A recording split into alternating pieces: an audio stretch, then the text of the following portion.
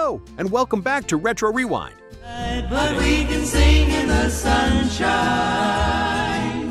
Today, we are going back to 1964, the year the Beatles landed in America and turned the music world upside down. But while Beatlemania took over the charts, a handful of incredible artists scored the biggest hit of their lives and were never heard from again. These are their stories. We have 15 of them, and at least one will completely surprise you.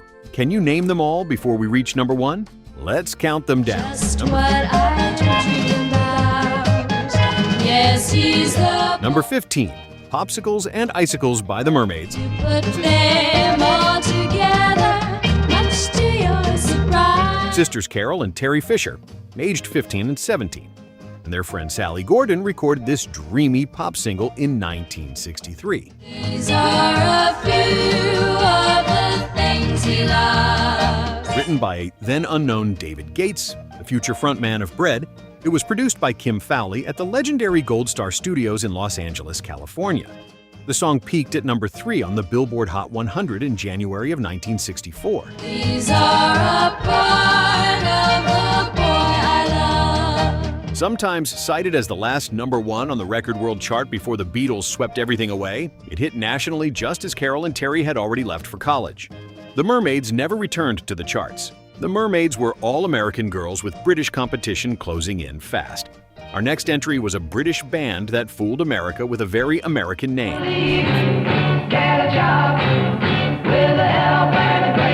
Number 14, Tobacco Road by the Nashville Teens.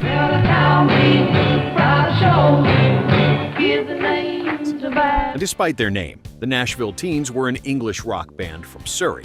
The song was written by American John D. Loudermilk about growing up in poverty in North Carolina.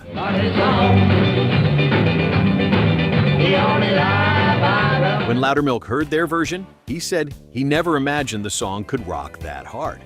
Producer Mickey Most gave it a raw, driving intensity that made it a transatlantic hit. Tobacco Road reached number 6 in the United Kingdom and number 14 on the Billboard Hot 100. Bring it back to Tobacco Road. The band had earlier backed Jerry Lee Lewis on his famous Hamburg Live album. Guitarist Michael Dunford later became a founding member of Renaissance. The Nashville Teens grabbed a piece of American history without setting foot in the South. Our next group was from Detroit, and they put Shakespeare on the dance floor. Gonna show how much I love her. I'll let her know one way or the other. 13, Romeo and Juliet by The Reflections. Like Romeo and Juliet. The Reflections were a 5-man doo-wop group from Detroit. Their song was written by Freddie Gorman, who had recently left Motown. The band was skeptical of the tune at first. During rehearsals, they mockingly ad-libbed a falsetto doo-doo-doot hook. At the drive-in, our love's gonna be written down in history. And Gorman loved it so much he kept it in. The song peaked at number 6 on the Billboard Hot 100 in May of 1964, right in the heart of the British invasion. It is widely considered one of the last doo-wop singles to chart during that era. The group performed at the Apollo Theater that year, where audiences assumed they were black-based entirely on their sound. Gonna buy her pretty presents, just like the ones in a catalog. The Reflections crossed cultural lines in a way few groups managed in 1964. Our next artist crossed hemispheres, a South African voice singing one of the most heartbreaking ballads of the year. Comes in her wedding gown, looking like a... Number 12, White on White by Danny Williams. She has been my only love since she was... Danny Williams was born in Port Elizabeth, South Africa, and earned the nickname Britain's Johnny Mathis for his smooth way with a ballad. Already a United Kingdom number 1 with Moon River in 1961. Now, he found his only American success with this gentle wedding day heartbreaker. Satin, my little angel is getting married. About watching a lost love get married.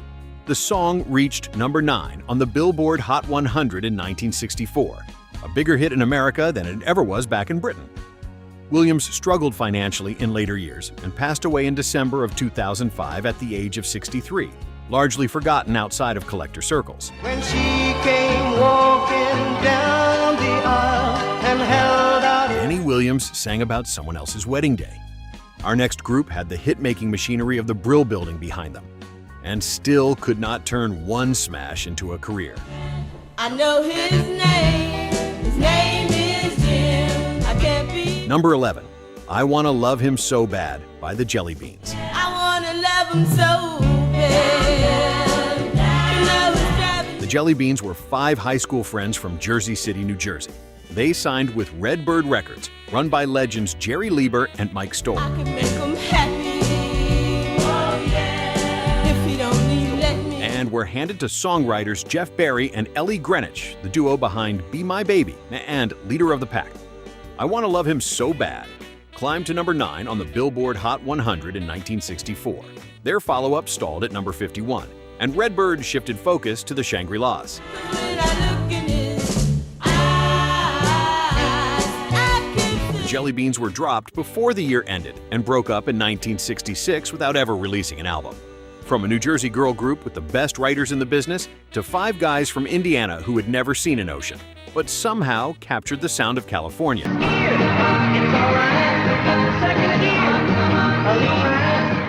Number 9, Little Honda by the Hondells.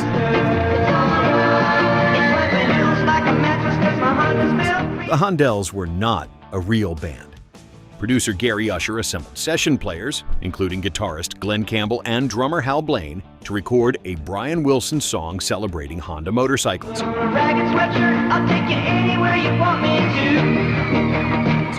The Beach Boys recorded it themselves but never issued it as a single, so Usher built a fictional group around the track. When it peaked at number 9 on the Billboard Hot 100, a touring version was assembled fast. The lead singer was a bank teller who had only sung backup. The men on the album cover were not musicians, just friends who posed for the photo. Does that kind of backstage trickery surprise you?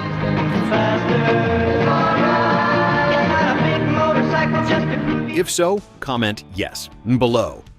From a fictional band assembled by a producer to a very real woman who wrote her own hit at a time when almost no women did and still got forgotten. My daddy, he once told me, hey, don't you love you? Number 8, We'll Sing in the Sunshine by Gail Garnett. But we can sing in the sunshine. Gail Garnett was born in New Zealand and grew up in Canada. She wrote We'll Sing in the Sunshine entirely on her own, practically unheard of for a female artist in 1964. The song told the bold story of a woman who offers love for a year and then walks away on her own terms. Just take what they may give you and give. It peaked at number 4 on the Billboard Hot 100 and held the adult contemporary number 1 spot for 7 weeks. It beat Bob Dylan's The Times They Are A-Changin' for the Grammy for Best Folk Recording in 1965. Garnett recorded more albums but never returned to the charts. She remains largely forgotten today. Darling, don't cling to me. I'll soon be. Are you enjoying this video? If you are, please hit the like button. I'd sincerely appreciate it. Gail Garnett broke rules with her pen. Our next group broke rules with a staircase, a microphone, and a female drummer who changed rock history.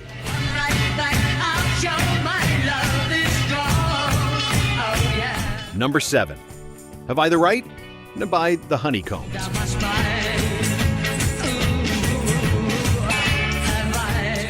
Producer Joe Meek recorded this in his London flat using unorthodox methods. To achieve the driving drum sound, he had band members stomp up and down a wooden staircase while microphones picked it up, then sped up the tape to sharpen the effect.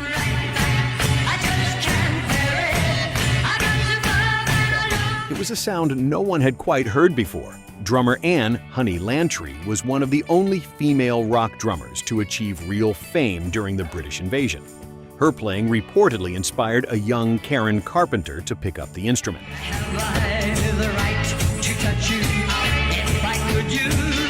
Have I the Right reached number 1 in the United Kingdom and number 5 in the United States. The Honeycombs never charted in the top 10 again. Oh, by the way, I'll be posting more videos like this, so please like, subscribe, and turn on the bell so you don't miss the next video.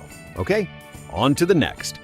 I took my Cobra down the track, hitched to the back of my cat. Number 6. Hey Little Cobra by the Rip Chords. Spring, little cobra, getting ready to strike. Spring, little cobra, with all. The Rip Chords were a duo, Phil Stewart and Ernie Bringus. But the vocals on Hey Little Cobra were recorded almost entirely by two others, producer Terry Melcher and his partner Bruce Johnston. There just to wait for me. There were plenty of stingrays and XK. When Bringus left temporarily for seminary school and Columbia threatened to scrap the tapes, Melcher and Johnston recorded every vocal part overnight. The song hit number 4 on the Billboard Hot 100 and sold over 1 million copies. Melcher became one of California's most influential producers, working with the Byrds and Paul Revere and the Raiders.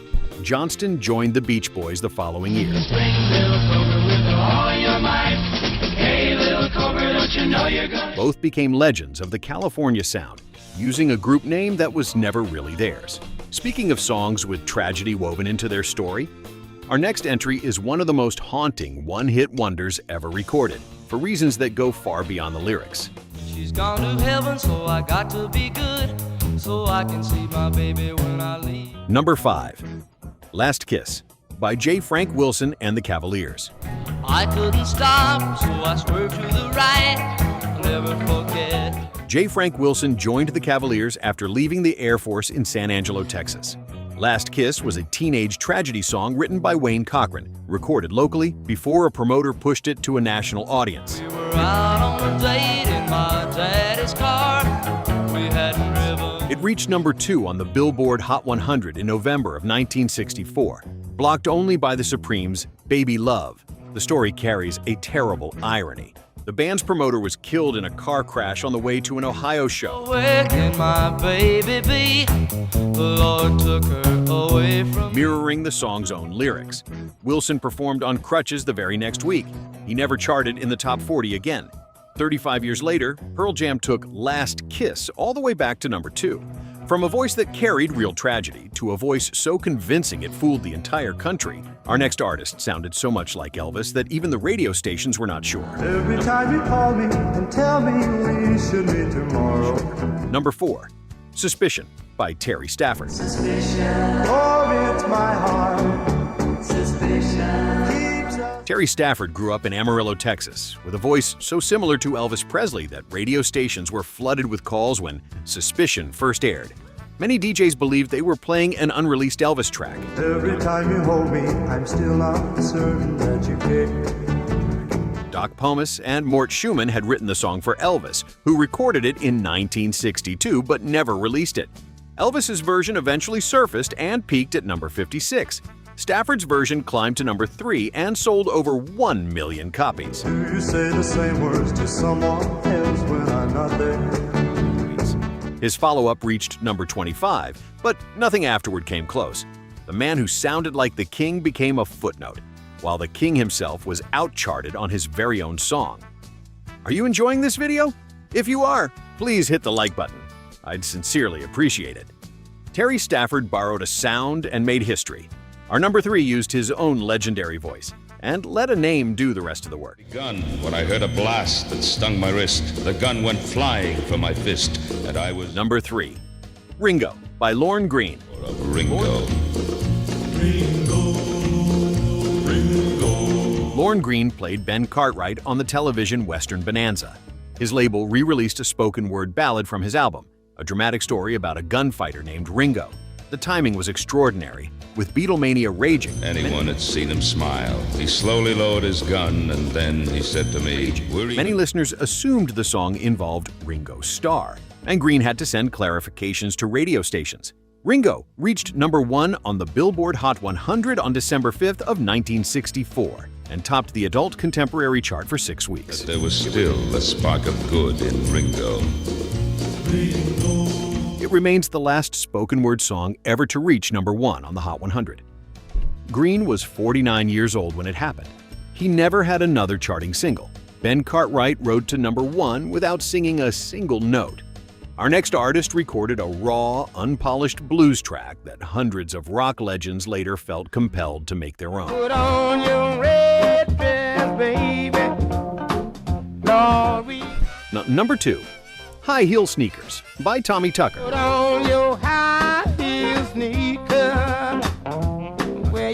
Tommy Tucker, born Robert Higginbotham in Springfield, Ohio, recorded High Heel Sneakers as a raw demo that was never cleaned up. What landed on the record is exactly what happened in the room. Stripped-down blues piano groove with a vocal that sounds completely improvised. Don't be going out tonight. The song peaked at number 11 on the Billboard Hot 100 and number 4 on the Rhythm and Blues chart. And then the covers arrived. Elvis Presley recorded it. Chuck Berry recorded it. The Grateful Dead played it for years. Over 500 artists have covered this track, making it one of the most recorded blues songs in history. And with some boxing gloves, in case some fool might. Tommy Tucker left behind a song that outlived his career by decades. Our number one left behind something even more powerful. A story about talent, exploitation, and the price of a hit record. Oh yeah, it's like a souvenir that just Number 1, Selfish One by Jackie Ross. selfish one. Why keep your love stored? Jackie Ross grew up in Chicago singing gospel on her parents' radio show from age 3. Sam Cooke, an awesome family friend who signed her to his USAR label. By 1964, she was at Chess Records, where Selfish One peaked at number 11 on the Billboard Hot 100 and number 4 on the Rhythm and Blues chart. So baby, rich hands at the start of romance. Oh. Chess Records then paid her a royalty check so small it became infamous, cited for decades as a symbol of how labels exploited their artists. Ross left in disgust and never charted again. One record. One story that tells you everything about the music business in 1964. It seems like you built a fence. That is our 15 forgotten one-hit wonders from 1964, a year that changed music forever and left dozens of artists behind in its wake. Which one surprised you most? Was it the fake band, the television star, the woman who won a Grammy and still got forgotten? Drop your answer in the comments. We want to know. And if you enjoyed this countdown, please give it a like and subscribe to Retro Rewind so you never miss the next one. We will see you in the next video.